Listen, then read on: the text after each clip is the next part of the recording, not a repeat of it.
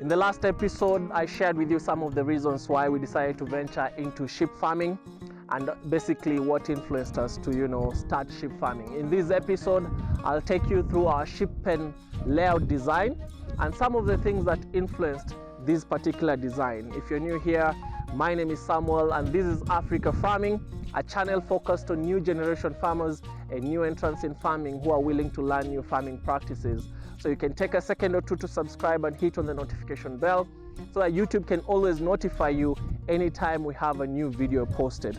And to our avid subscribers, asanteni sana for always coming back to watch our videos. If you're new here, go back to our channel, watch all the videos that we've posted, leave a comment, like and share within your network, your family and friends, so that this Africa Farming family can grow in leaps and bounds. You can also connect with us on our social media handles, Africa Farming on Facebook, at Africa Farming KE on Twitter, Instagram and TikTok. And let's actually grow together, let's learn together and grow together as we connect and link up and build this particular family. Now, sheep farming has actually been on the rise, not only in Kenya, but in Africa and also throughout the whole world. So we thought it wise to share our experiences and journey through this sheep farming as we start. And of course, the previous episode just before this, we discussed the reasons why we started sheep farming. If you've not watched it, kindly go back and watch it first before you come and watch the sheep pen design layout. Initially, my idea was just to design a very simple, traditional sheep pen for my sheep. But based on the number of sheep that I would want to bring to this particular farm, it proved to be difficult to just deploy the traditional Maasai sheep pen because it is only built for a smaller number. I would actually want to have more than 1,000 sheep. And so I had to go with a design that would accommodate that growth, as well as a design that would not really require a lot of modifications. So that is one of the reasons why I decided to go with this design. But anybody who's starting out, I would still advise that you start out as simple as possible. Go with that Maasai design. As you can see on your screen, I'm showing you that particular design. Go with that design because that is the best for somebody who's starting out, and especially for those people who are considering something that is pocket friendly. So I've told you the number one reason why I did not go with that. The second reason why I did not go with that is because the area we are in is prone to attacks by hyenas and leopards and other wild animals. So I had to come up with a design that will be, that will keep our sheep safe and will protect our sheep from actually external attacks. So those are the two reasons why I decided to go with this design. But if you're in an area that is safe, you can always opt for an open space, that open, simple, traditional design that you saw on the screen. Because sheep, just like any other animal, do not need a lot. And especially for those people who are starting out, you will notice that sheep require the simplest of the designs. Now, additionally, there is also another reason why I decided to go with this design. I had to do my own research, personal research, to see if there is a better design in terms of just the sheep that we're bringing into the farm. And I went online through different people who've done this before, and I saw that this was the best design to start with. Now, our sheep pen measures 30 meters long. From that corner to that corner is 30 meters long and 20 meters wide. That is big enough to hold a capacity of over 500 sheep and goats. Now, within this particular sheep pen, we have a restraining area that measures 7 meters by 7 meters. We have an exercising yard for the sheep and goats that we'll bring here, which measures 20 meters by 20 meters. And at the far end, we have a sheltered area that measures 20 meters by 10 meters, which is big enough still to hold the over 500 animals that we want to keep here. So this is the main entrance to the sheep pen. Now, as I've told you, the width of the sheep pen is 20 meters wide, and you can see the main gate, and all our gates and entrances will be on the far end. This is basically just to ensure that we can handle the animals well, and also to avoid injuries in case of stampedes and all that. It's always safer to have your entrances and your gates or your doors at the end, at the far end. So as we enter, as I told you, we have a restraining area. This is the restraining area, and this restraining area measures 7 meters by 7 meters. We'll use this area for deworming, spraying, vaccinations, shearing if possible. We'll also do hoof trimming around this same area. When we buy sheep, this will be the area where we'll quarantine them for like 1 or 2 days before they mix with the other flock.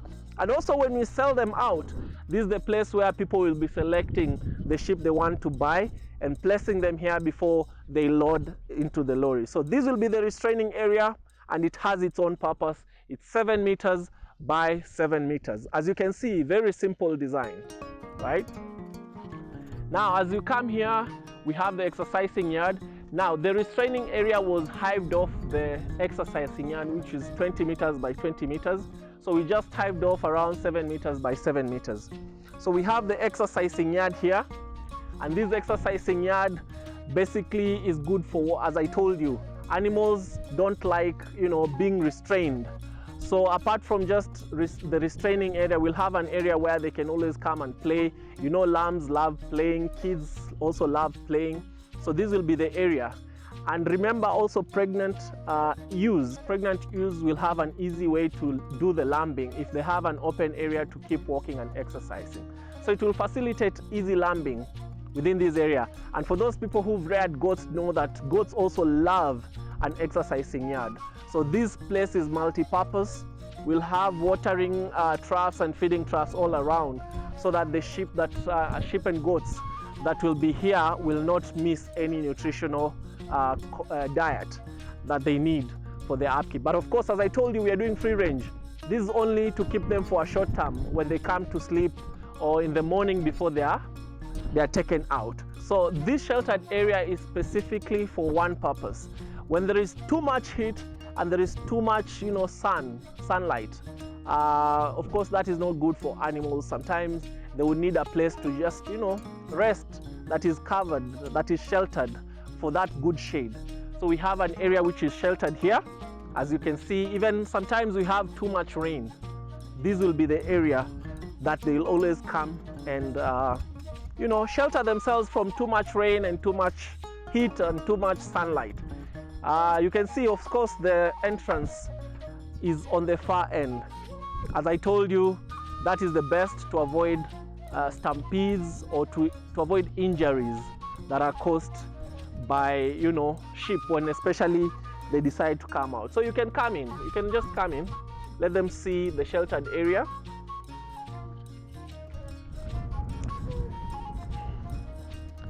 Now, this sheltered area measures 20 meters long and 10 meters wide.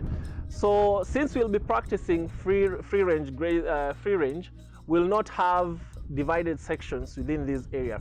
For those people who are practicing zero grazing, you'll find out that you might need to subdivide this area. Then, so for us, we'll be doing free range, so we'll not really require that. But the only thing that we'll require and we'll build at the far end there, we'll have what we call a kids pen. A kids pen and a lamb pen. We know that when a sheep or the lambs and the kids from goats are very young, their immunity is very low. So we'd want to separate them from the adults, and we'll have at the far corner, we'll have a specific section for them. It will be a raised area, 1 to 2 meters from the ground, and it will be very sheltered from the wind that is blowing from this other side.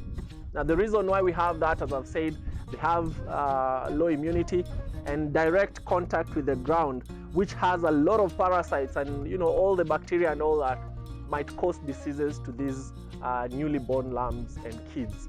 So we'll have a section at the corner that measures 3 meters by 3 meters, raised from the ground by at least 1 meter or 2, that will be able to shelter the kids and the lambs that are born within this farm from the goats and sheep. So that's it with our sheep pen design layout. As you can see, it's a very simple design. We didn't want to complicate it. It covers all the technical details that are needed, but at the same time, very cost effective. As I've told you in another episode, I'll be sharing with you a breakdown of the costs that are involved. And you can see it's not yet complete, but the good thing about this shed is that it is very easy to do your modifications. If later on I'll decide to do zero grazing, I can always subdivide this area as I told you. But for now, we are starting with free range, and we'll be able to do this. Will work for us. Even as it is right now, we can always bring sheep. But I would want first of all to finish the roofing. As you can see, the roofing is still incomplete, and of course we'll build the kids section right at the corner. So for those people who are starting out sheep farming, make sure that you have all these technical details in mind when you're doing your construction. And I hope this episode has motivated you, wherever it is that you are, to start your sheep farm. As I told you in the previous video, sheep is the best type of livestock farming you can always start with, because it requires the cheapest kind of maintenance, from the construction of the shelter to even the feed that it takes. So make sure as you're thinking of starting your sheep farm, start simple. You don't have to do something that is costly. This is the best type of farming that you can start when it comes to livestock farming. So I hope we'll journey with you through this sheep series. And for those people who are joining us for the first time, if this is the first video we're watching from Africa Farming, kindly remember to subscribe. Make sure you like all our videos. Go back to our YouTube channel, see all the videos that we've shared, and make sure that you join the Africa Farming family. Otherwise, I have nothing else to say, but always remember to changamka na ukulima. Bye, bye, bye, bye, bye.